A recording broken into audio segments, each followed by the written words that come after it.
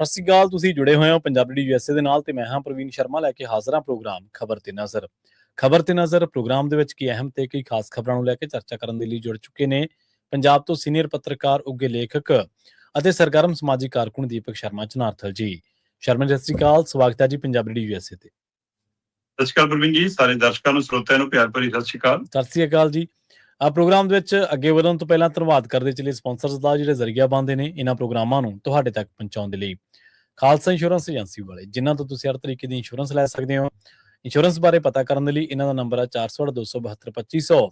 ਇਹ 1992 ਤੋਂ ਲਗਾਤਾਰ ਇੰਸ਼ੋਰੈਂਸ ਬਿਜ਼ਨਸ ਦੇ ਵਿੱਚ ਸ਼ਾਨਦਾਰ ਸੇਵਾਵਾਂ ਦੇ ਰਹੇ ਨੇ ਤੇ ਅਮਰੀਕਾ ਭਰ ਦੇ ਵਿੱਚ ਇੰਸ਼ੋਰੈਂਸ ਕਰਦੇ ਨੇ।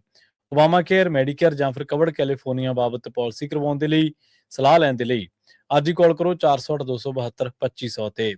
ਟਰਕੀਅਨ ਇਮੀਗ੍ਰੇਸ਼ਨ ਲਾ ਫਰਮ ਵਾਲੇ, ਜੇ ਟਰਕੀਅਨਾਂ ਟੋਨੀ ਟਰਕੀਅਨਾਂ ਦੇ ਨਾਲ ਤੁਸੀਂ US ਇਮੀਗ੍ਰੇਸ਼ਨ ਬਾਬਤ ਕੋਈ ਵੀ ਸਲਾਹ ਕਰਨੀ ਹੈ, ਕੋਈ ਵੀ ਸਵਾਲ ਪੁੱਛਣਾ ਤੇ ਇਹਨਾਂ ਦਾ ਨੰਬਰ ਹੈ 4159090503। Gurdeep Singh Birdi Clovis, Mandeep Singh San Jose, Onkar Singh Fresno, Gurnam Singh Antelope, Jarnail Singh Seattle, Mandeep Dhillon Yuba City ਤੇ ਲਾਲੀ ਸਿੰਘ ਗਰੇਵਾਲ ਫਰੀਮਾਉਂਟ ਤੋਂ।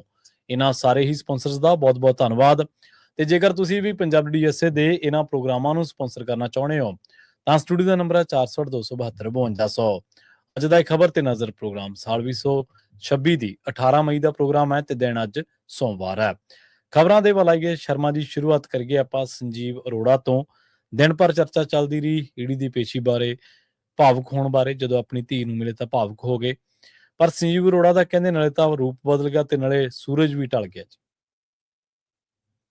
ਪ੍ਰਵੀਨ ਜੀ, ਮੁੱਖ ਮੰਤਰੀ ਭਗਵੰਤ ਮਾਨ, ਆਮ ਆਦਮੀ ਪਾਰਟੀ ਦੇ ਕਈ ਲੀਡਰ, ਕਈ ਉਹਨਾਂ ਦੇ ਸਮਰਥਕ ਵਿਕਰਮ ਮਜੀਠੀਆ ਤੇ ਖਹਿਰੇ ਦੀ ਦਾੜੀ ਨੂੰ ਲੈ ਕੇ ਬਹੁਤ ਕੁਛ ਰੌਲਾ ਪਾਉਂਦੇ ਸੀ। ਲੈ ਅੰਦਰ ਤਾਂ ਚਿੱਟੀ ਹੋ ਗਈ ਹੈ ਨਾ, ਹੁਣ ਰੰਗ ਨਹੀਂ ਮਿਲਿਆ, ਸਰਾਣਾ ਨਹੀਂ ਮਿਲਿਆ, ਬ੍ਰੈਡ ਨਹੀਂ ਮਿਲਿਆ, ਆਹ ਨਹੀਂ ਹੋਇਆ।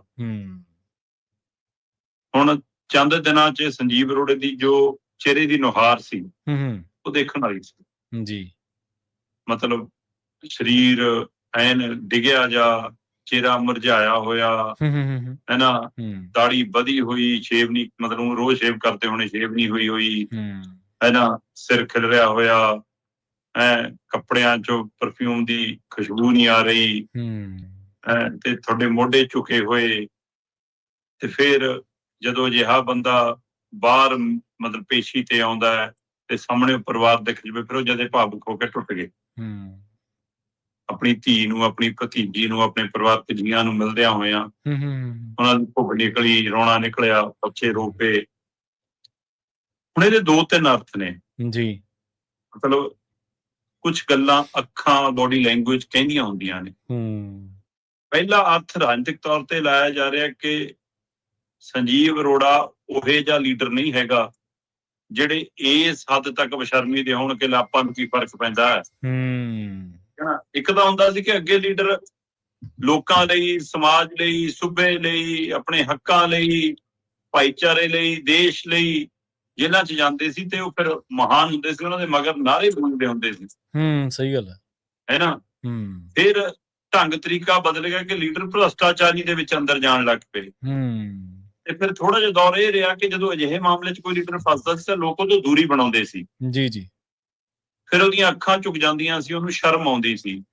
ਪਰ ਅੱਜ ਦੀ ਤਰੀਕ ਦੇ ਵਿੱਚ ਉਲਟਾ ਇਹ ਕਿ ਲੀਡਰ ਭ੍ਰਸ਼ਟਾਚਾਰੀ ਦੇ ਤੌਰ ਤੇ ਵੀ ਅੰਦਰ ਜਾਵੇ ਤਾਂ ਨਾਅਰੇ ਗੂੰਜਦੇ ਨੇ ਕਿ ਤੇਰੀ ਸੋਚ ਤੇ ਪਹਿਰਾ ਦੇਾਂਗੇ ਠੋਕ ਕੇ। ਬਿਲਕੁਲ ਏਦਾਂ ਹੀ। ਸੋ ਇਸ ਲਈ ਇਹ ਲੋਕਾਂ ਨੂੰ ਜਚਾਤੀ ਸਿਆਸਤ ਨੇ ਗੱਲ ਕਿ ਇਹਦੇ ਵਿੱਚ ਵੀ ਅੰਦਰ ਜਾਣਾ ਹੁਣ ਕੋਈ ਗੁਨਾਹ ਨਹੀਂਗਾ। ਸੋ ਸ਼ਰਮ ਵਾਲੀ ਤਾਂ ਗੱਲ ਖਤਮ ਹੋ ਗਈ ਜੀ। ਇਹਦੇ ਕਰਕੇ ਸ਼ਰਮ ਆਉਂਦੀ ਹੋਵੇ ਕਿ ਆਪਾਂ ਭ੍ਰਸ਼ਟਾਚਾਰੀ ਮਾਮਲੇ 'ਚ ਔਰ ਅੱਜ ਦੀ ਤਰੀਕ ਦੇ ਵਿੱਚ ਚੋਣ ਲੜਨ ਤੋਂ ਲੈ ਕੇ ਹੈ ਨਾ, ਸੱਤਾ ਹਾਸਲ ਕਰਨ ਤੱਕ, ਕੋਈ ਅਹੁਦਾ ਹਾਸਲ ਕਰਨ ਤੱਕ ਸਾਰਾ ਵਰਤਾਰਾ ਹੀ ਭ੍ਰਸ਼ਟਾਚਾਰੀ ਹੈ ਕਿ ਵੋਟਾਂ ਕਿਵੇਂ ਲੈਣੀਆਂ, ਖਰੀਦਣੀਆਂ ਕਿਵੇਂ। ਤੋਂ ਇਸ ਲਈ ਉਹ ਤਾਂ ਬਹੁਤ ਹੱਦ ਤੱਕ ਗਹਿਰੀ ਹੋ ਗਈ ਹੈ ਭ੍ਰਸ਼ਟਾਚਾਰੀ ਜੀ। ਪਰ ਸੰਜੀਵ ਅਰੋੜਾ ਜਿਹੜਾ ਬੰਦਾ ਪਿਓਰ ਕਾਰੋਬਾਰੀ ਸੀ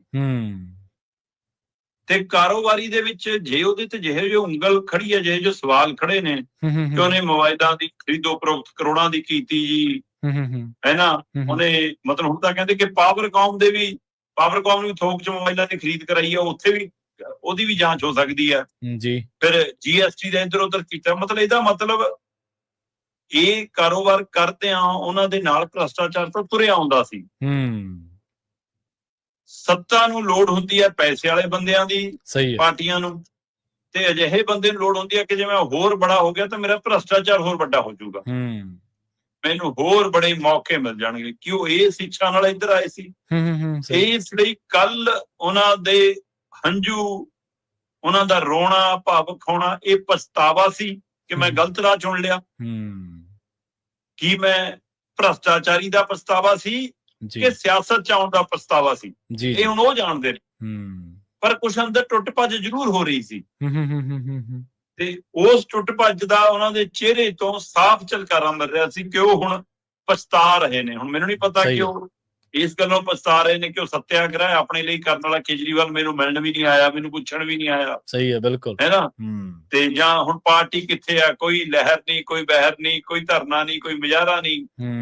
ਜਿਹੜਾ ਬੰਦਾ 4 ਦਿਨ ਪਹਿਲਾਂ ਪੰਜਾਬ ਸਰਕਾਰ ਸਭ ਤੋਂ ਪਾਵਰਫੁਲ ਹੋਵੇ, ਸਹੀ ਹੈ, ਤੇ ਹੁਣ ਉਹਦੇ ਕੱਪੜਿਆਂ ਦੀ ਕਰੀਜ਼ ਤਾਂ ਕਰੀਜ਼ ਮਰੀ, ਉਹਦੀ ਚਮਕ ਵੀ ਖਤਮ ਹੋ ਜਵੇ, ਹੈ ਨਾ, ਤੇ ਚਿਹਰੇ ਦਾ ਰੰਗ ਉੱਡ ਜਵੇ ਤੇ ਬਦਰੰਗ ਹੋ ਜਵੇ। ਸੋ ਇਸ ਲਈ ਫਿਰ ਉਹਨੂੰ ਕਿਤਨਾ ਕਿਤੇ ਪਛਤਾਵਾ ਹੈਗਾ। ਜੀ ਜੀ, ਪਤਾ ਨਹੀਂ ਇਹਦੇ ਵਿੱਚੋਂ ਉਹ ਇਹ ਵੀ ਝਾਕਣ ਦੀ ਕੋਸ਼ਿਸ਼ ਕਰਨਗੇ ਕਿ ਮੈਂ ਚੰਦ ਮਹੀਨਿਆਂ ਚ ਆ ਕੇ ਕੀ ਕੀਤਾ, ਜੇ ਮੈਂ ਆਪਣੀ ਪਾਵਰ ਦੀ ਵਰਤੋਂ ਸਹੀ ਕੀਤੀ ਹੁੰਦੀ ਤਾਂ ਮੈਂ ਕੀ ਹੁੰਦਾ। ਇਹ ਤਾਂ ਹੁਣ ਉਹ ਜਾਣਦੇ ਨੇ। ਬਾਕੀ ਅਜੇ ਉਹ ਦੋਸ਼ਾਂ ਚ ਘਿਰੇ ਨੇ। ਦੋਸ਼ਾਂ ਚ ਘਿਰੇ ਦਾ ਮਤਲਬ ਇਹ ਨਹੀਂ ਹੁੰਦਾ ਕਿ ਉਹ ਦੋਸ਼ੀ ਸਾਬਤ ਹੋ ਗਏ ਜੀ। ਉਹ ਅਦਾਲਤ ਦੀ ਪ੍ਰਕਿਰਿਆ ਚ ਦੇਖਣਾ ਕਿ ਉੱਥੇ ਤੱਥ ਸਬੂਤ ਕਿਹੋ ਜਿਹੇ ਆਉਂਦੇ ਨੇ, ਕਿਹਦੇ ਭਾਰੂ ਹੁੰਦੇ ਨੇ, ਕਿਹਦੇ ਨਹੀਂ ਹੁੰਦੇ, ਕੌਣ ਕਿਹਨੂੰ ਦੋਸ਼ੀ ਸਾਬਤ ਕਰ ਪਾਉਂਦਾ। ਇੱਥੇ ਪਦ ਦੇ ਵਿੱਚ ਹੁਣ ਉਹ ਪਾਸਾ ਪਲਟ ਲੈਣ ਤਾਂ ਹੁਣ ਇਹੀ ਬੇਦਾਗ ਹੋ ਕੇ ਵੀ ਬਾਹਰ ਆ ਸਕਦੇ ਨੇ ਕਿ ਕਿਹੜੇ ਪਾਲੇ ਚੋਂ ਤੁਸੀਂ ਫਰਕ ਸਿਰ ਪੈਣਾ ਵੀ ਹੈਗਾ। ਪਰ ਤਦ ਵੀ ਸੰਜੀਵ ਅਰੋੜਾ ਜਾਂ ਸੰਜੀਵ ਅਰੋੜਾ ਦੇ ਸਾਥੀ, ਹੈ ਨਾ, ਅੱਜ ਜਿਸ ਸਥਿਤੀ ਚ ਨੇ ਉਹ ਆਪਣੇ ਆਪ ਸੋਚਦੇ ਹੋਣੇ ਕਿ ਇਹਦੇ ਨਾਲ ਆਪਣੀ ਜਿਹੜੀ ਕਾਰੋਬਾਰ ਵਾਲੀ ਹੱਟੀ ਚਲਾ ਰਹੀ ਸੀ ਉਹੀ ਚਲਾਈ ਜਾਂਦੇ ਬਹੁਤ ਸੀ। ਬਿਲਕੁਲ। ਨਾਲੇ ਜਦੋਂ ਆਪਾਂ ਆਫ ਦੀ ਰਿਕਾਰਡ ਗੱਲ ਕਰ ਰਹੇ ਸੀਗੇ, ਉਦੋਂ ਤੁਸੀਂ ਸ਼ਰਮਾ ਜੀ ਕਹਿ ਰਹੇ ਸੀ ਵੀ ਲੀਡਰ ਥੋੜੋ ਨੇ। ਲੀਡਰ ਵਾਕਈ ਜਿਹੜੇ ਲੀਡਰ ਲੋਕਾਂ ਲਈ ਜੇਲ੍ਹ ਜਾਂਦੇ ਸੀ ਉਹਨਾਂ ਦੇ ਮੂੰਹ ਤੇ ਪਛਤਾਵਾ ਨਹੀਂ ਸੀ ਹੁੰਦਾ, ਤੇ ਜਦੋਂ ਉਹ ਜ਼ਮਾਨਤ ਤੇ ਆਉਂਦੇ ਸੀ ਜਾਂ ਕੇਸ ਤੋਂ ਬਰੀ ਹੁੰਦੇ ਸੀ ਤਾਂ ਲੋਕਾਂ ਦਾ ਹਜੂਮ ਉੱਥੇ ਡਿੱਗ ਪੈਂਦਾ ਸੀਗਾ ਵੀ ਸਾਡਾ ਲੀਡਰ ਅੱਜ ਬਾਹਰ ਆਇਆ, ਤੇ ਉਹਨਾਂ ਨੂੰ ਫੁੱਲਾਂ ਦੇ ਨਾਲ, ਲੱਡੂਆਂ ਦੇ ਨਾਲ ਲੋਕ ਤੋਲਦੇ ਹੁੰਦੇ ਸੀਗੇ ਵੀ ਸਾਡਾ ਲੀਡਰ ਸਾਡੀ ਜੱਦੋਜਹਿਦ, ਸਾਡਾ ਸੰਘਰਸ਼ ਕਰਨ ਗਿਆ ਸੀਗਾ ਤੇ ਬਾਹਰ ਆਇਆ। ਮੈਨੂੰ ਇੱਕ ਯਾਦ ਹੈ, ਇੱਕ ਆਗੂ ਨਾ, ਮੈਨੂੰ ਉਹਨਾਂ ਦਾ ਨਾਮ ਵਿਸਰ ਗਿਆ, ਖੱਬੇ ਪੱਖੀ ਧਿਰਾਂ ਚੋਂ ਨੇ, ਤੇ ਪਿਛਲੇ ਦਿਨਾਂ ਦੇ ਵਿੱਚ ਜੇਲ੍ਹ ਚੋਂ ਬਾਹਰ ਨਿਕਲੇ ਨੇ ਕਾਫੀ ਟਾਈਮ ਬਾਅਦ।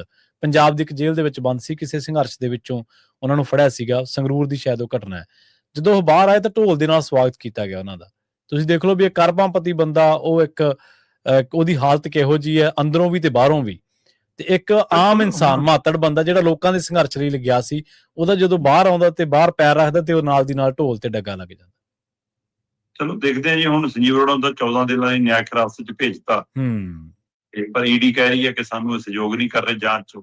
ਹੁਣ ਕੀ ਉਹ ਨਵੇਂ ਤੱਥਾਂ ਦੇ ਨਾਲ ਦੁਬਾਰਾ ਰਿਮਾਂਡ ਲੈਣਗੇ ਜਾਂ ਇਹ ਤੋਂ ਅਗਲਿਆਂ ਦੀ ਕੜੀ ਤੱਕ ਜਾਣਗੇ ਜਿਨ੍ਹਾਂ ਤੋਂ ਇਹ ਕਹਾਇਆ ਜਾਵੇ ਕਿ ਸੰਜੀਵ ਅਰੋੜਾ ਨੇ ਆਹ ਕੁਛ ਕੀਤਾ। ਤਾਂ ਦੇਖਦੇ ਹਾਂ। ਮੁਸ਼ਕਲਾਂ ਅਜੇ ਖਤਮ ਤਾਂ ਨਹੀਂ ਹੋਈਆਂ, ਬੇਸ਼ੱਕ ਰਿਮਾਂਡ ਖਤਮ ਹੋਇਆ ਜੀ, ਮੁਸ਼ਕਲਾਂ ਨਹੀਂ ਖਤਮ ਹੋਈਆਂ। ਸਹੀ ਹੈ। ਈਡੀ ਨੇ ਆਮ ਆਦਮੀ ਪਾਰਟੀ ਦਾ ਇਨਕਲਾਬੀਆਂ ਦਾ ਇੱਕ ਹੋਰ ਵੱਡਾ ਆਗੂ ਚੱਕ ਲਿਆ ਜੀ। ਜੀ ਈਡੀ ਲਗਾਤਾਰ ਸਕੰਜਾ ਕੱਸਦੀ ਜਾ ਰਹੀ ਹੈ। ਵੈਸੇ ਕੁਝ ਤਰ੍ਹਾਂ ਇਹਨੂੰ ਇਸ ਨਜ਼ਰੀਏ ਤੋਂ ਅਕਸਰ ਲੈਂਦੀਆਂ ਨੇ, ਜਾਂ ਆਪਾਂ ਵੀ ਅਕਸਰ ਇਸ ਪਹਿਲੂ ਤੋਂ ਚਰਚਾ ਕਰਦੇ ਆਏ ਹਾਂ ਕਿ ਕੇਂਦਰ ਦੀਆਂ ਏਜੰਸੀਆਂ ਆਪਣੀ ਤਾਕਤ ਦੀ ਦੁਰਵਰਤੋਂ ਕਰਦੀਆਂ ਨੇ, ਜਾਂ ਉਹਨਾਂ ਦਾ ਇੰਨਾ ਸਿਆਸੀਕਰਨ ਹੋ ਚੁੱਕਿਆ ਕਿ ਉਹ ਕੇਂਦਰ ਦੇ ਇਸ਼ਾਰੇ ਤੇ ਹੀ ਕੰਮ ਕਰਦੀਆਂ ਨੇ ਔਰ ਉੱਥੇ ਕੰਮ ਕਰਦੀਆਂ ਜਿੱਥੇ ਜਿੱਥੇ ਚੋਣਾਂ ਹੋਣ। ਹੁਣ ਉਸ ਨਜ਼ਰੀਏ ਤੋਂ ਪੰਜਾਬ ਦੇ ਲੋਕ ਵੀ ਦੇਖ ਰਹੇ ਨੇ ਕਿ ਈਡੀ, ਸੀਬੀਆਈ ਇਹਦੀ ਦਖਲ ਪੰਜਾਬ 'ਚ ਬਹੁਤ ਵੱਧ ਗਈ। ਪਰ ਤਦ ਵੀ ਜਦੋਂ ਜਿਹਦੇ ਤੇ ਐਕਸ਼ਨ ਲੈਂਦੇ ਨੇ, ਚਾਹੇ ਉਹ ਸੰਜੀਵ ਅਰੋੜਾ ਹੈ, ਚਾਹੇ ਉਹ ਗਵਾਂਡਾ ਵਾਲੇ, ਹੁਣ ਉਹਦੇ ਮੁਖੀ ਦੀ ਵਾਰੀ ਆ ਗਈ ਹੈ ਨਾ, ਚਾਹੇ ਉਧਰ ਵਿਜੀਲੈਂਸ ਮੁਖੀ ਨੂੰ ਲੈ ਲਿਆ ਘੇਰੇ ਦੇ ਵਿੱਚ, ਚਾਹੇ ਪਾਵਰਕਾਮ ਦੇ ਤੱਕ ਚਲੇ ਗਏ ਹੁਣ ਉਹਨਾਂ ਦੇ ਮੁਖੀਆਂ ਤੱਕ। ਸੋ ਇਸ ਤਰ੍ਹਾਂ ਜਦੋਂ ਏਦਾਂ ਕਾਰਵਾਈ ਹੁੰਦੀ ਹੈ ਜਾਂ ਸਿਆਸੀ ਲੀਡਰ ਜਿਵੇਂ ਸੰਜੀਵ ਅਰੋੜਾ ਦੀ ਆਪਾਂ ਗੱਲ ਕਰ ਰਹੇ ਤੋਂ ਪਹਿਲਾਂ ਕਈ ਘਿਰੇ, ਤਦ ਪੰਜਾਬ ਦੇ ਲੋਕਾਂ ਨੂੰ ਇਹ ਤਾਂ ਲੱਗਦਾ ਕਿ ਹਾਂ ਕੇਂਦਰੀ ਏਜੰਸੀਆਂ ਧੱਕਾ ਕਰਦੀਆਂ ਨੇ ਜਾਂ ਉਹ ਆਪਣੀ ਤਾਕਤ ਦੀ ਦੁਰਵਰਤੋਂ ਕਰਦੀਆਂ ਨੇ, ਪਰ ਇਹ ਕਦੇ ਨਹੀਂ ਲੱਗਦਾ ਕਿ ਹਾਂ ਕਿਸੇ ਨਜਾਇਜ਼ ਬੰਦੇ ਨੂੰ ਚੱਕ ਲਿਆ। ਇਹ ਭਾਵਨਾ ਨਹੀਂ ਅਜੇ ਆ ਰਹੀ। ਮਤਲਬ ਇਹਦਾ ਮਤਲਬ ਲੋਕਾਂ ਲੱਗਦਾ ਕਿ ਇਹਨਾਂ ਨੇ ਵੀ ਕੁਝ ਕੀਤਾ ਜੀ। ਸਹੀ ਹੈ। ਸੋ ਇਹ ਸਥਿਤੀ ਦੇ ਵਿੱਚ ਹੁਣ ਇਹ ਮਾਮਲਾ ਕਾਫੀ ਕਦੇ ਤਾਂ ਇਹ ਲੱਗਦਾ ਕਿ ਇਹ ਸੀਐਮਓ ਦੇ ਘਰ ਕੰਨੀ ਨੂੰ ਮੁੜ ਗਿਆ। ਕਿਉਂਕਿ ਜੇ ਆਪਾਂ ਗੱਲ ਕਰੀਏ ਗਮਾਡਾ ਦੀ, ਪਾਵਰਕਾਮ ਦੀ, ਵਿਜੀਲੈਂਸ ਦੀ, ਤਾਂ ਇਹ ਸਾਰਿਆਂ ਨੂੰ ਜੇ ਚਲਾਉਣ ਵਾਲਾ ਤੰਤਰ ਜੰਤਰ ਤਾਂ ਸਰਕਾਰ ਹੀ ਆ ਨਾ। ਤੇ ਜੇ ਸਰਕਾਰ ਦੇ ਮੁਖੀ ਤੇ ਵੀ ਜਾਊਗੀ, ਖਾਸ ਕਰਕੇ ਉਹ ਜਦੋਂ 9ਵੀਂ ਮੰਜ਼ਿਲ ਵਾਲੇ ਜਿਹੜੇ ਨੋਟ ਡਿੱਗੇ ਸੀਗੇ ਉਹਦਾ ਮਾਮਲਾ ਸਿੱਧਾ OSD ਤੱਕ, OSD ਦਾ ਮਾਮਲਾ ਮੁੱਖ ਮੰਤਰੀ ਤੱਕ ਜਾਂਦਾ ਸੀ। ਪਰ ਇਹ ਫਿਰ ਕਦੇ ਕਦੇ ਲੱਗਦਾ ਕਿ ਨਹੀਂ, ਇਹ ਤਾਂ ਮੋੜ ਤੋਂ ਪਹਿਲਾਂ ਹੀ ਮੁੜੇ ਆਈਆਂ ਏਜੰਸੀਆਂ, ਉਧਰ ਨੂੰ ਨਹੀਂ ਜਾਂਦੀਆਂ। ਫਿਰ ਉਹਦੀ ਚਰਚਾ ਇਹ ਤੁਰਦੀ ਹੈ ਕਿ ਅੱਛਾ ਮੁੱਖ ਮੰਤਰੀ ਤਾਂ ਯਾਰਾਨਾ ਹੈ ਅਮਿਤ ਸ਼ਾਹ ਨਾਲ ਜੀ। ਲੋਕਾਂ 'ਚ ਚਰਚਾ ਇੱਕ ਧਾਰਨਾ ਬਣ ਗਈ ਆ ਪੰਜਾਬ 'ਚ ਜੀ, ਸਹੀ ਹੈ, ਕਿ ਭਗਵੰਤ ਮਾਨ ਦੀ ਤਾਂ ਚੰਗੀ ਆ ਅਮਿਤ ਸ਼ਾਹ ਨਾਲ, ਬਾਈ ਉਹ ਨਹੀਂ ਇੱਧਰ ਨੂੰ ਜਾਣ ਦਿੰਦਾ, ਉਹ ਇਹਨੂੰ ਬਚਾ ਰਿਹਾ। ਉਹ ਬਚਾ ਰਿਹਾ ਜਾਂ ਉਹ ਇਹਦੇ ਆਲੇ ਦੁਆਲੇ ਸਕੰਜਾ ਹੋਰ ਮਜ਼ਬੂਤ ਕਰ ਰਿਹਾ ਹੈ, ਕਹਿਣ ਨੂੰ ਇਹ ਕਿ ਜਾਰੀ ਹੈ, ਜਾਂ ਉਹ ਵਿਕਟਾਂ ਅੜਾਈਆਂ ਜਾ ਰਹੀਆਂ ਜਿਹੜੀਆਂ ਭਗਵੰਤ ਮਾਨ ਲਈ ਚੈਲੰਜ ਬਣ ਰਹੀਆਂ ਸੀਗੀਆਂ। ਇਹਦਾ ਹੁਣ ਆਉਣ ਵਾਲਾ ਸਮਾਂ ਤੈਅ ਕਰੂਗਾ। ਪਰ ਇੰਨਾ ਜ਼ਰੂਰ ਹੈ ਕਿ ਜਿਹੜੀ ਕੰਮ ਕਰਦੀ ਤੁਰੀ ਆ ਰਹੀ ਹੈ, ਇੱਕ ਪਾਸੇ ਪੰਜਾਬ ਦੀ ਆਪਾਂ ਗੱਲ ਕਰ ਰਹੇ ਹਾਂ ਕਈਆਂ ਤੇ ਕਾਰਵਾਈ, ਦੂਏ ਪਾਸੇ ਕੇਜਰੀਵਾਲ ਦੇ ਨੇੜਲਿਆਂ ਦੇ ਵੀ ਸਕੰਜਾ ਲਗਾਤਾਰ ਕੱਸਿਆ ਜਾ ਰਿਹਾ। ਜੀ ਜੀ, ਸਹੀ ਹੈ। ਹੁਣ ਦਿੱਲੀ ਦਾ ਇੱਕ ਉਹ ਆਗੂ ਜਿਹਨੇ ਦਿੱਲੀ ਤੋਂ ਆਮ ਆਦਮੀ ਪਾਰਟੀ ਦੀ ਟਿਕਟ ਤੇ ਚੋਣ ਲੜੀ, ਦਿੱਲੀ ਦਾ ਇੱਕ ਉਹ ਆਗੂ ਜਿਹੜਾ ਗੋਆ ਦੇ ਵਿੱਚ ਇੱਕ ਤਰ੍ਹਾਂ ਦਾ ਇੰਚਾਰਜ ਸੀ, ਸਹੀ ਹੈ ਸਾਰਾ, ਤੇ ਗੋਆ ਘਪਲੇ ਦਾ ਵੀ ਕਾਫੀ ਮਾਮਲਾ ਉੱਠਦਾ ਰਿਹਾ ਹੈ ਨਾ, ਤੇ ਖਾਸ ਕਰਕੇ ਪੰਜਾਬ ਦੇ ਪੈਸੇ ਵੀ ਗੋਆ ਚਲਾਉਣ ਦੀਆਂ ਚਰਚਾਵਾਂ ਖੂਬ ਚੱਲੀਆਂ, ਬਿਲਕੁਲ ਚੱਲੀਆਂ, ਸਹੀ। ਹੁਣ ਉਹ ਗੋਆ ਦਾ ਇੰਚਾਰਜ ਦੀਪਕ ਸਿੰਗਲਾ ਨਾਂ ਦਾ ਬੰਦਾ ਉਹ ਚੱਕ ਲਿਆ ਈਡੀ ਨੇ, ਤੇ ਹੁਣ ਉਹ ਈਡੀ ਦੀ ਗਿਰਫਤ 'ਚ ਹੈ। ਤੇ ਹੁਣ ਕਹਿੰਦੇ ਫੇਰ ਆਮ ਆਦਮੀ ਪਾਰਟੀ ਦੇ ਸੁਪਰੀਮੋ ਅਰਵਿੰਦ ਕੇਜਰੀਵਾਲ ਤੇ ਹੋਰਨਾਂ ਨੂੰ AC 'ਚ ਬੈਠਿਆਂ ਨੂੰ ਵੀ ਤਰੇਲੀਆਂ ਆਉਣ ਲੱਗ ਪਈਆਂ ਕਿ ਲੈ ਵੀ ਕਿਤੇ ਹੁਣ ਇਹ ਨਾ ਕੁਛ ਉਜਾਗਰ ਕਰ ਦੇਵੇ, ਕਦੇ ਸੰਜੀਵ ਅਰੋੜਾ ਤੋਂ ਲੱਗਦਾ ਇਹ ਨਾ ਕੁਛ ਸਾਡੇ ਬਾਰੇ ਦੱਸ ਦੇਵੇ, ਕਦੇ ਕਿਤੋਂ ਲੱਗਦਾ ਜੀ ਜੀ। ਤੇ ਜਦੋਂ ਕਿ ਖੁਦ ਵੀ ਅਜੇ ਸ਼ਰਾਬ ਘਟਾਲੇ ਚੋਂ ਬਰੀ ਥੋੜਾ ਹੋ ਗਏ, ਤੁਸੀਂ ਹੇਠਲੀ ਦੱਸ ਰਹੇ ਹੋ ਇਸ ਉਹਨਾਂ ਨੇ ਉੱਪਰ ਨਹੀਂ ਚੈਲੰਜ ਕਰ ਲਿਆ। ਸੋ ਇਸ ਲਈ ਈਡੀ ਦੀ ਕਾਰਵਾਈ ਪੈਰਲਲ ਤੁਰੀ ਵੀ ਆ ਰਹੀ ਹੈ, ਤੇ ਇਹਨੂੰ ਏਜੰਸੀਆਂ ਦੀ ਦੁਰਵਰਤੋਂ ਵਜੋਂ ਵੀ ਤੁਹਾਨੂੰ ਦੇਖਣਾ ਪਏਗਾ ਹੈ। ਤੇ ਇਸ ਨੂੰ ਪਰ ਤੁਸੀਂ ਇਹ ਵੀ ਨਹੀਂ ਕਹਿ ਸਕਦੇ ਕਿ ਜਿਨ੍ਹਾਂ ਤੇ ਕਾਰਵਾਈ ਹੋ ਰਹੀ ਹੈ ਉਹ ਬੇਦਾਗ ਨੇ। ਤੋ ਜੇ ਲੋਕਾਂ ਨੂੰ ਇਹ ਲੱਗਦਾ ਹੋਵੇ ਕਿ ਧੱਕਾ ਹੋ ਰਿਹਾ ਤਾਂ ਲੋਕ ਬਾਹਰ ਆ ਜਾਂਦੇ ਨੇ, ਸਹੀ ਹੈ, ਬਿਲਕੁਲ। ਪਰ ਅੱਜ ਦੀ ਤਰੀਕ ਸਾਰੇ ਦੇਖ ਰਹੇ ਨੇ ਕਿ ਹਾਂ ਠੀਕ ਆ, ਹੋਣ ਦੋ ਕੀ ਹੁੰਦਾ, ਇਹਨਾਂ ਨੇ ਬਹੁਤ ਕੀਤੇ ਜੀ, ਇਹਨਾਂ ਨਾਲ ਇੰਝ ਹੀ ਹੋਊਗਾ। ਸੋ ਇਸ ਲਈ ਪੰਜਾਬ ਦਾ ਗਮਾਡਾ, ਪੰਜਾਬ ਦਾ ਪਾਵਰਕਾਮ, ਪੰਜਾਬ ਦਾ ਵਿਜੀਲੈਂਸ, ਪੰਜਾਬ ਦੇ ਪ੍ਰੋਪਰਟੀ ਡੀਲਰ, CLU ਵਾਲਾ ਮਾਮਲਾ, ਜ਼ਮੀਨਾਂ ਵਾਲਾ ਘਪਲੇ ਵਾਲਾ ਪਹਿਲੂ, ਸੰਜੀਵ ਅਰੋੜਾ ਦੇ ਮੋਬਾਈਲਾਂ ਦੀਆਂ ਕੰਪਨੀਆਂ, ਉਹਨਾਂ ਦੀ ਖਰੀਦ, ਇਹ ਇੰਨਾ ਕੁਛ ਇਕੱਠਾ ਹੋ ਗਿਆ ਕਿ ਮੈਨੂੰ ਲੱਗਦਾ ਕਿ ਜਦੋਂ ਜਿੱਧਰ ਨੂੰ ਚਾਹਣ ਉਧਰ ਨੂੰ ਰਾਹ ਈਡੀ CBI ਕਰ ਸਕਦੀ ਹੈ, ਤੇ 2027 ਤੱਕ ਸੱਤਾਧਾਰੀ ਧਿਰ ਲਈ ਮੁਸ਼ਕਲ ਖੜੀ ਰੱਖਣਗੇ, ਕਿਉਂਕਿ ਉਹ ਇਹਨਾਂ ਨੂੰ ਇੱਧਰ ਉਲਝਾ ਕੇ ਚੋਣਾਂ ਜਿੱਤਣ ਦੀ ਵੀ ਕਵਾਇਦ ਰੱਖਦੀ ਹੈ BJP ਕਿ ਸ਼ਾਇਦ ਇਹਦੇ ਬਹਾਨੇ ਅਸੀਂ ਚੋਣਾਂ ਕੱਢ ਲਈਏ। ਜੀ ਬਿਲਕੁਲ। ਤੇ ਇਹਨਾਂ ਧੱਕਿਆਂ ਦੀ ਗੱਲ ਕਰਨ ਵਾਲੇ ਹਰੇਕ ਥਾਂ ਈਡੀ ਦੀ ਰੇਡ ਨੂੰ ਧੱਕਾ ਦੱਸਣ ਵਾਲੇ ਕਹਿੰਦੇ ਬਦਲਾਖੋਰੀ ਦਾ ਰੌਲਾ ਪਾਉਣ ਵਾਲੇ, ਤੇ ਕੌਂਸਲ ਚੋਣਾਂ 'ਚ ਆਪ ਸ਼ਰੇਆਮ ਧੱਕਾ ਕਰੀ ਜਾਂਦੇ ਆ ਜੀ। ਦੇਖੋ ਇਹ ਤਾਂ ਹੁੰਦਾ ਹੀ ਹੈ ਪ੍ਰਵੀਨ ਜੀ, ਕਿਹੜੀ ਧਿਰ ਹੈ ਜਿਹਨੇ ਆਪਣੀ ਤਾਕਤ ਦੀ ਦੁਰਵਰਤੋਂ ਨਹੀਂ ਕੀਤੀ। ਬਾਦਲਾਂ ਦੇ ਰਾਜ ਦੇ ਵਿੱਚ ਅਸੀਂ ਦੇਖਿਆ ਕਿ ਹਾਂ ਸਰਪੰਚਾਂ ਪੰਚਾਂ ਦੀ ਚੋਣਾਂ ਕਿਵੇਂ ਹੁੰਦੀਆਂ ਰਹੀਆਂ, ਕੌਂਸਲਾਂ ਦੀ ਚੋਣਾਂ 'ਚ ਕਿਵੇਂ ਹੁੰਦਾ ਰਿਹਾ, ਕੈਪਟਨ ਦੇ ਟਾਈਮ 'ਚ ਵੀ ਆਪਾਂ ਦੇਖਿਆ। ਪਰ ਇਹਨਾਂ ਨੇ ਉਹਨਾਂ ਤੋਂ ਵੀ 4 ਕਦਮ ਅੱਗੇ ਵਧਾ ਲਏ। ਸਹੀ ਹੈ। ਮਤਲਬ ਤਾਂ ਵੀ ਇੱਕੋ ਕਾਫੀ ਕੁਛ ਨਾ ਢਕਿਆ ਢੋਲ ਜਾ ਹੁੰਦਾ ਸੀ, ਇੱਕਾ ਦੁੱਕਾ ਇਹੀ ਜੀ ਖਬਰ ਆਉਂਦੀ ਸੀ ਤਾਂ ਉਹਦਾ ਲੋਕ ਵਿਰੋਧ ਕਰਦੇ ਸੀ ਕਿ ਠੀਕ ਨੀ ਗਾ।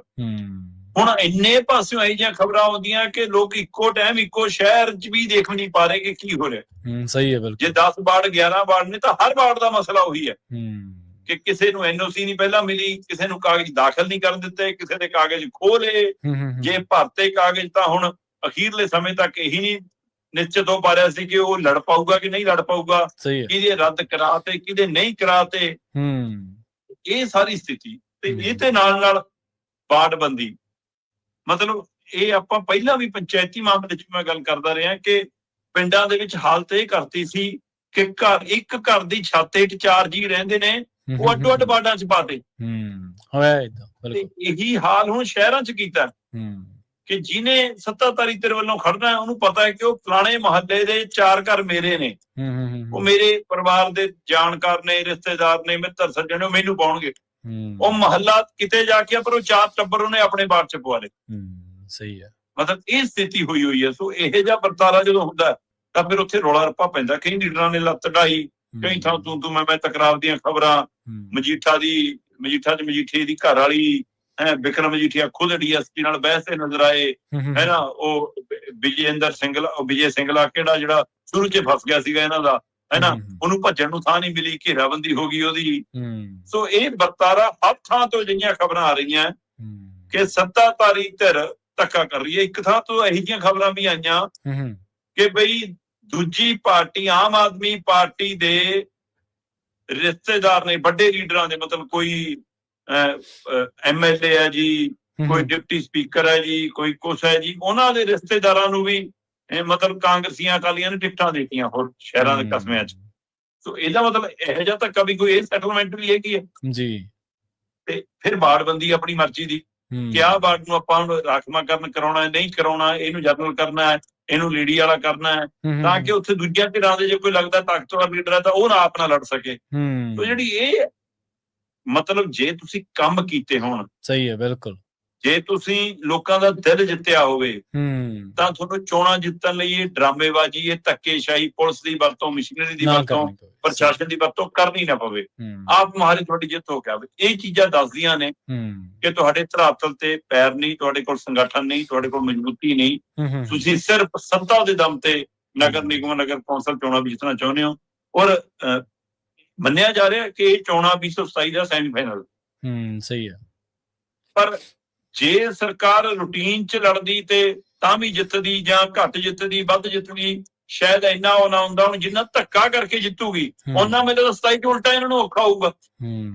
ਸੋ ਹੁਣ ਇਹ ਦੇਖਦੇ ਹਾਂ ਕਿੱਧਰ ਨੂੰ ਜਾਂਦੀ ਹੈ। ਪਰ ਸ਼ਰੇਆਮ ਧੱਕੇਬਾਜ਼ੀ। ਉਹ ਕੱਲ ਮੁੱਖ ਮੰਤਰੀ ਸਾਹਿਬ ਗਏ ਹੋਏ ਸੀ ਪਟਨਾ ਸਾਹਿਬ ਜੀ, ਤਖਤ ਸ੍ਰੀ ਪਟਨਾ ਸਾਹਿਬ ਮੱਥਾ ਟੇਕਿਆ ਉਹਨੇ ਪਰਿਵਾਰ ਸਮੇਤ, ਤੇ ਉੱਥੇ ਉਹਨਾਂ ਨੇ ਕਿਹਾ, ਕਹਿੰਦੇ ਦੇਖ ਲਓ ਜੀ, ਸਾਨੂੰ ਕਹੀ ਜਾਂਦੇ ਆ ਪ੍ਰਧਾਨ ਮੰਤਰੀ ਜੀ ਵਿਦੇਸ਼ ਨਾ ਜਾਓ ਤੇ ਆਪ ਵਿਦੇਸ਼ ਯਾਤਰਾ ਤੇ ਚਲੇ ਗਏ, ਹੈ ਨਾ। ਇਹ ਤਾਂ ਜੀ ਅਣਐਲਾਨਿਆ ਲੋਕਡਾਊਨ ਲਾਇਆ ਹੋਇਆ ਜੀ, ਹੈ ਨਾ। ਤੇ ਹੁਣ ਸਾਡੇ ਖਿਲਾਫ ਈਡੀ ਸੀਬੀਆਈ ਏਦਾਂ ਦੁਰਵਰਤੋਂ ਕਰ ਰਹੇ ਨੇ ਏਜੰਸੀਆਂ ਦੀ, ਤੇ ਵੀ ਤੁਸੀਂ ਪਾਵਰ ਦੀ ਵਰਤੋਂ ਕਰ ਰਹੇ ਹੋ, ਤੁਸੀਂ ਵੀ ਤਾਂ ਪਾਵਰ ਦੀ ਦੁਰਵਰਤੋਂ ਕਰ ਰਹੇ ਹੋ। ਜੋ ਕੁਝ ਤੁਸੀਂ ਕਰ ਰਹੇ ਹੋ ਨਗਰ ਨਿਗਮ, ਨਗਰ ਕੌਂਸਲ 'ਚ, ਪਹਿਲਾਂ ਪੰਚਾਇਤਾਂ 'ਚ ਕੀਤਾ, ਸਰਪੰਚਾਂ 'ਚ ਕੀਤਾ।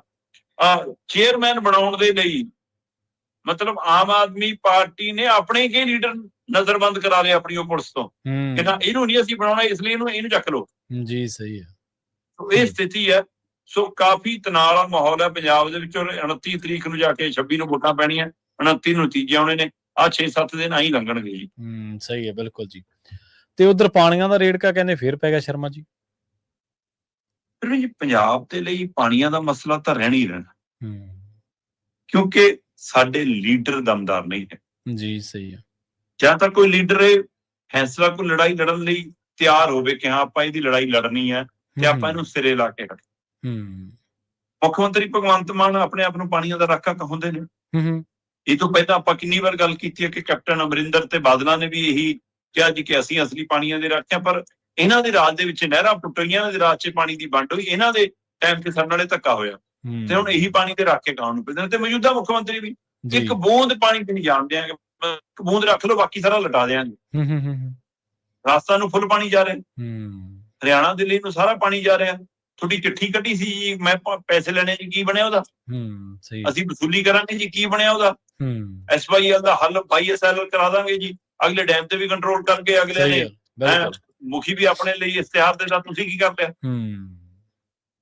ਹੁਣ ਉਹਨਾਂ ਨੇ ਦੁਬਾਰਾ ਟ੍ਰਿਬਿਊਨਲ ਭੇਜਿਆ ਜੀ, ਮਤਲਬ ਰਾਵੀ ਤੇ ਬਿਆਸ ਜਲ ਟ੍ਰਿਬਿਊਨਲ ਜਿਹੜਾ ਬਣਿਆ ਹੋਇਆ ਉਹ ਆਇਆ ਜੀ ਦੁਬਾਰਾ। ਪੈਸੇ ਦਾ ਇਹ ਨਿਯਮ ਬਣਦਾ ਹੈ ਕਿ ਹਰ ਦਹਾਕੇ ਬਾਅਦ ਪਾਣੀ ਦੀ ਪਮੈਸ਼ ਹੋਵੇ ਤੇ ਉਸ ਤੋਂ ਬਾਅਦ ਇਹ ਤੈਅ ਹੋਵੇ ਕਿ ਹਾਂ ਅੱਜ ਪਾਣੀ ਦੀ ਸਥਿਤੀ ਕੀ ਹੈ, ਉਹਦੇ ਅਨੁਸਾਰ ਵੰਡ ਹੋਵੇ। ਪਰ ਇਹਦੇ ਲਈ ਟ੍ਰਿਬਿਊਨਲ ਕਿਵੇਂ ਜੀ? ਸਵਾਲ ਇਹ ਹੈ, ਦੁਨੀਆ ਦਾ ਲਾਅ ਕਹਿੰਦਾ, ਦੁਨੀਆ ਦਾ ਨਿਯਮ ਕਹਿੰਦਾ, ਰਿਪੇਰੀਅਨ ਸਿਧਾਂਤ ਕਹਿੰਦਾ ਹੈ ਨਾ। ਭਾਰਤ ਦੇ ਬਾਕੀ ਸੂਬਿਆਂ ਦੇ ਵਿੱਚ ਪਾਣੀਆਂ ਦੀ ਵੰਡ ਦਾ ਇਤਿਹਾਸ ਕੱਢ ਕੇ ਦੇਖ ਲਓ ਕਿ ਟ੍ਰਿਬਿਊਨਲ ਉਹਨਾਂ 'ਚ ਬਣੇ ਨੇ ਜਿੱਥੇ ਦਰਿਆਵਾਂ ਦੀ ਆਪਸ ਦੇ ਵਿੱਚ ਸਾਂਝ ਹੈ। ਮਤਲਬ ਪੰਜਾਬ ਨਾਲ ਹਿਮਾਚਲ ਤੇ ਜੰਮੂ ਕਸ਼ਮੀਰ ਦੇ ਟ੍ਰਿਬਿਊਨਲ ਬਣ ਸਕਦੇ ਨੇ ਜੀ। ਸਹੀ ਕਿ ਸਾਡੇ ਦਰਿਆ ਇੱਕ ਦੋ ਪਾਸਿਓਂ ਆਉਂਦੇ ਨੇ, ਹੈ ਨਾ, ਪਾਕਿਸਤਾਨ ਨੂੰ ਜਾਂਦੇ ਨੇ। ਪਰ ਜਨਾਬ ਸਾਡਾ ਕਿਹੜਾ ਦਰਿਆ, ਕਿਹੜੀ ਨਦੀ ਹੈ ਜਿਹੜੀ ਸਿੱਧੀ ਹਰਿਆਣੇ ਨਾਲ ਜੁੜਦੀ ਹੈ, ਜਾਂ ਸਾਡੀ ਰਾਜਸਥਾਨ ਨਾਲ ਜੁੜਦੀ ਹੈ, ਜਾਂ ਦਿੱਲੀ ਨਾਲ ਜੁੜਦੀ ਹੈ? ਦੱਸੋ। ਤੁਸੀਂ ਸਾਡੇ ਦਰਿਆਵਾਂ ਚੋਂ ਨਹਿਰਾਂ ਕੱਢੀਆਂ, ਬਿਲਕੁਲ, ਤੇ ਉਹ ਨਹਿਰਾਂ ਦੇ ਲਈ ਟ੍ਰਿਬਿਊਨਲ ਥੋੜਾ ਬਣੂਗਾ। ਨਹਿਰਾਂ ਦੇ ਲਈ ਤੁਸੀਂ ਪਾਣੀ ਲਾਓ ਤੇ ਉਹਦਾ ਮੁੱਲ ਉਤਾਰੋ, ਤੇ ਅਸੀਂ ਪਹਿਲਾਂ ਆਪਣਾ ਘਰ ਪੂਰਾ ਕਰਾਂਗੇ, ਜੇ ਵਾਧੂ ਹੋਊਗਾ ਤਾਂ ਦੇ ਦਿਆਂਗੇ। ਤੇ ਇੱਥੇ ਪਰ ਇਹ ਧੱਕਾ ਸਾਡੇ ਨਾਲ ਹੋਇਆ, ਉਹਦੇ ਲਈ ਸਮੇਂ ਦੀਆਂ ਸਰਕਾਰਾਂ ਜ਼ਿੰਮੇਵਾਰ ਨੇ। ਪਰ ਹੁਣ ਦੀ ਸਰਕਾਰ ਵੀ ਆਡਾ ਲੈਂਦੀ ਕਿਤੇ ਦਿਖੀ ਨਹੀਂ ਜੀ। ਪਿਛਲੀ ਵਾਰ ਮੁੱਖ ਮੰਤਰੀ ਸਾਹਿਬ ਮਾੜਾ ਮੋਟਾ ਆੜੇ ਸੀ, ਇਸ ਵਾਰ ਤਾਂ ਕਹਿੰਦੇ ਆਓ ਜੀ, ਤੁਹਾਡੀ ਆਓ ਭਗਤ ਕਰਾਉਣੇ ਆ, ਤੁਹਾਨੂੰ ਹੈਲੀਕਾਪਟਰ ਉਪਲਬਧ ਕਰਾਉਣੇ ਆ, ਲਓ ਜੀ ਮਾਰੋ ਗੇੜਾ। ਉਹ ਕਹਿੰਦੇ ਵਾਧੂ ਪਾਣੀ ਹੈ ਨੀਗਾ, ਅਸੀਂ ਦਿਆਂਗੇ। ਸੋ ਇਸ ਲਈ ਕੁੱਲ ਮਿਲਾ ਕੇ ਪੰਜਾਬ ਦੇ ਪਾਣੀਆਂ ਲਈ ਪਹਿਰੇਦਾਰੀ ਕਰਦਾ ਕੋਈ ਨਜ਼ਰ ਨਹੀਂ ਆਉਂਦਾ। ਮੈਨੂੰ ਤਾਂ ਇਹ ਲੱਗਦਾ ਕਿ ਇੱਕ ਪਾਸੇ ਇਧਰ ਈਡੀ ਸੀਵੇਜ ਦਾ ਸਕੰਜਾ ਕੱਸਿਆ ਜਾ ਰਿਹਾ, ਦੂਜੇ ਪਾਸੇ ਸਰਕਾਰ ਤੋਂ ਇਹ ਸਾਰਾ ਕੁਝ ਕੀਤਾ ਜਾ ਰਿਹਾ ਕਿ ਇੱਧਰ ਨੂੰ ਬੋਲ ਨਾ ਪਾਉਣ। ਇਹ ਡਰਦੇ ਬੋਲਦੇ ਨਹੀਂਗੇ ਕਿ ਜੇ ਬੋਲਾਂਗੇ ਸ਼ਾਇਦ ਉੱਧਰ ਨਾ ਕੁਝ ਕੰਜਾ ਕੱਸਿਆ ਜਾਵੇ। ਤੇ ਇਸ ਸਥਿਤੀ ਸਾਡਾ ਤੁਸੀਂ ਹਿਸਾਬ ਲਾਓ ਕਿ ਜਿਹੜੀ ਧਿਰ ਦਾ ਅਜੇ ਪੰਜਾਬ 'ਚ ਰਾਜ ਨਹੀਂ ਆਇਆ, ਸਹੀ ਹੈ, ਤੇ ਉਹ ਹੁਣ ਵੀ ਇਹੋ ਜਿਹੇ ਹੱਥਕੰਡੇ ਅਪਣਾ ਰਹੀ ਹੈ, ਤੇ ਜਦੋਂ ਰਾਜ ਆਊਗਾ ਫਿਰ ਤੁਹਾਡੇ ਕੋਲ ਕੀ ਹੋਊਗਾ, ਇਹ ਸੋਚਣ ਦੀ ਲੋੜ। ਸਹੀ ਹੈ, ਬਿਲਕੁਲ ਜੀ। ਤੇ ਗਰਮੀ ਦਾ ਕਹਿਰ ਪੰਜਾਬ ਦੇ ਵਿੱਚ ਹੁਣ ਪੈਣਾ ਸ਼ੁਰੂ ਹੋ ਗਿਆ ਜੀ। ਪਾਰਾ ਕਹਿੰਦੇ 47 ਤੋਂ ਪਾਰ ਚਲਾ ਗਿਆ ਜੀ। ਪ੍ਰਵੀਨ ਜੀ, ਪਿਛਲੇ 3 ਦਿਨਾਂ ਤੋਂ ਪੂਰੇ ਭਾਰਤ ਦੇ ਵਿੱਚ, ਖਾਸ ਕਰਕੇ ਮਤਲਬ ਕਿ ਉੱਤਰੀ ਭਾਰਤ ਤੇ ਬਾਕੀ ਖੇਤਰਾਂ ਦੇ ਵਿੱਚ ਜਿਸ ਤਰ੍ਹਾਂ ਦੀ ਗਰਮੀ ਦਾ ਕਹਿਰ ਹੈ, ਤੁਸੀਂ ਉਹਦਾ ਅੰਦਾਜ਼ਾ ਇਸੇ ਗੱਲ ਤੋਂ ਲਾ ਸਕਦੇ ਹੋ ਕਿ ਦੇਸ਼ ਦੇ ਵਿੱਚ ਮੈਂ ਦੱਖਣੀ ਪੱਛਮੀ ਯੂਪੀ ਦੇ ਕੁਝ ਖੇਤਰਾਂ ਦੇਖ ਰਿਹਾ ਸੀ, 48 ਡਿਗਰੀ ਦੇ ਪਾਰ ਗਿਆ ਪਾਰਾ। ਜੀ ਜੀ। ਤੇ ਜਦੋਂ ਮੈਂ ਪੰਜਾਬ 'ਚ ਦੇਖਦਾ ਤਾਂ ਪੰਜਾਬ 'ਚ ਬਠਿੰਡਾ ਕੱਲ 47 ਡਿਗਰੀ ਦੇ ਪਾਰ ਸੀਗਾ। ਇੱਥੋਂ ਦਾ ਯਾਦ ਲਾ ਲਓ ਕਿ ਸਭ ਤੋਂ ਵੱਧ ਗਰਮ ਕੱਲ ਪੰਜਾਬ 'ਚ ਬਠਿੰਡਾ ਖੇਤਰ ਰਿਹਾ, ਜਿੱਥੇ 47 ਡਿਗਰੀ ਤੋਂ ਉੱਪਰ ਰਿਹਾ ਤਾਪਮਾਨ।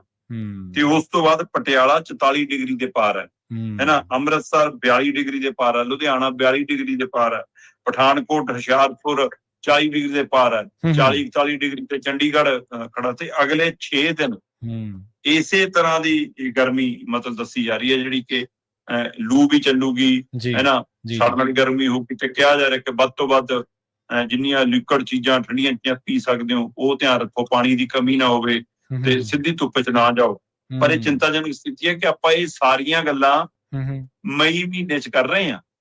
ਸਹੀ ਹੈ, ਜੂਨ ਹੈ। ਇੱਥੋਂ ਦਾ ਕਿ ਸਾਡੇ ਅਜੇ 19 ਮਈ ਹੈ।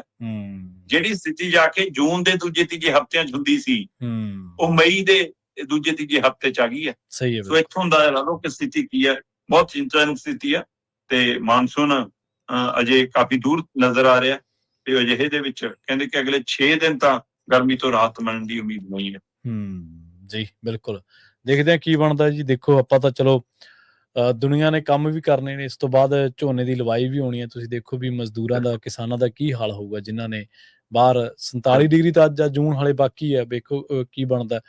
ਜੇ ਇੱਕਦਮ ਮੀਂਹ ਨਾ ਪਿਆ ਸ਼ਰਮਾ ਜੀ, ਫਿਰ ਤਾਂ ਪਾਰਾ ਜਿਹੜਾ ਉਹ ਹੋਰ ਲੋਕਾਂ ਦੀ ਜਾਨ ਦਾ ਖੌਅ ਬਣ ਜਾਊਗਾ ਜੀ। ਬਹੁਤ ਧੰਨਵਾਦ ਸ਼ਰਮਾ ਜੀ, ਇਹਨਾਂ ਖਾਸ ਖਬਰਾਂ ਤੇ ਖਾਸ ਜਾਣਕਾਰੀਆਂ ਦੇ ਲਈ ਤੁਹਾਡਾ। ਸਤਿ ਸ਼੍ਰੀ ਅਕਾਲ ਜੀ। ਜੀ, ਪ੍ਰੋਗਰਾਮ ਖਬਰ ਤੇ ਨਜ਼ਰ ਨੂੰ ਆਪਾਂ ਇੱਥੇ ਸਮਾਪਤ ਕਰਾਂਗੇ। ਤੁਹਾਡਾ ਸਾਰਿਆਂ ਦਾ ਵੀ ਬਹੁਤ ਧੰਨਵਾਦ। ਸਤਿ ਸ਼੍ਰੀ ਅਕਾਲ। ਇਸੇ ਤਰ੍ਹਾਂ ਜੁੜੇ ਰਹੋ ਪੰਜਾਬੀ ਰੇਡੀਓ US।